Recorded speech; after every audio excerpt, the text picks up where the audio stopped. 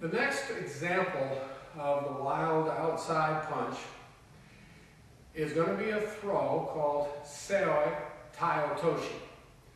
If you remember, Tai Otoshi is where you block the person's foot and then simply drop them to the ground.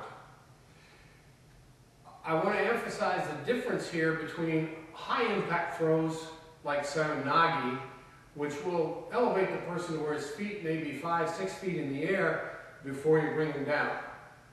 Let me give you one word for that throw: lawsuit. What you want to do is get him to the ground as gently as possible. So I'm going to give you this example with Seoi Tai Otoshi, because what we're going to do is simply pin his ankle and roll him to the ground rather than bringing him way off the ground and hurting him too bad. As we bring him down, we're going to go to a straight arm bar, an arm bar, figure 4 lock, and then walk around his head, put him in a cuffing position. Very simple situation. This one is particularly applicable to when the person steps in with that leg when they punch. So I've got my nice standard 6 foot here, I'm talking away. He throws the punch. I'm going to block, go under his shoulder as I attach this arm to my chest. But now what I've done is I put my foot on the outside of his foot. I'm simply going to turn him. I'm not going to do Seoi Nagi, which will lift him. I'm simply going to trap his foot, pin his arm to my chest, and I'm going to roll him to the ground. Once I'm here, I can go to several different mounts or locks. Now I'll show you a fun one. He steps in with the punch. Here, trap the ankle. Bring him down. Put your knee in. Put the other knee next to his face. Slap the shoulder. Figure 4 the arm. Now I've got to tap quickly. If he's a real bad guy, put some pressure down with your knee, because now he can't twist away from this lock. Once he's compliant, I'm not going to let go of this lock. I'm going to walk around his head. Now that I'm in a position to cuff him up right, I'll let go of his arm.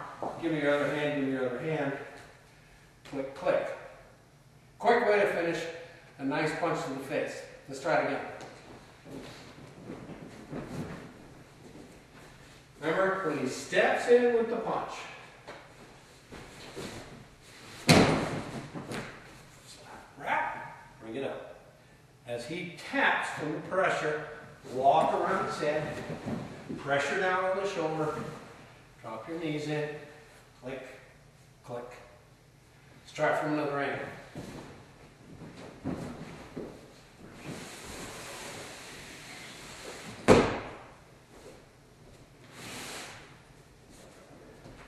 About half speed so you can watch details.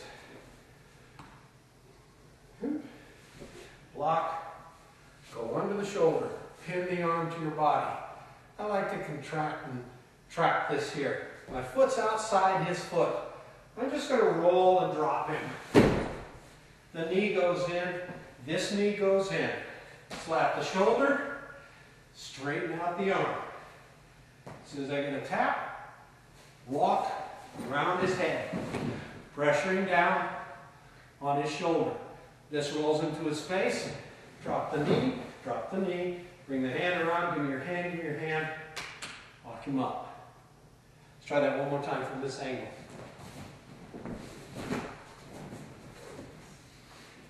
Right, bad guy.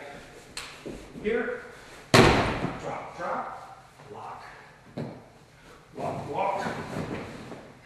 Knee in, hands up, give me the other hand. Okay, that's how we want them to end. Okay, that's a quick combination. Keep in mind what you learned. You're going to do the block. This time you go underneath his arm instead of over the top as you would with Soto Makikomi in the previous kata. You're going to go under, but you're going to trap his foot so that you just roll him to the ground.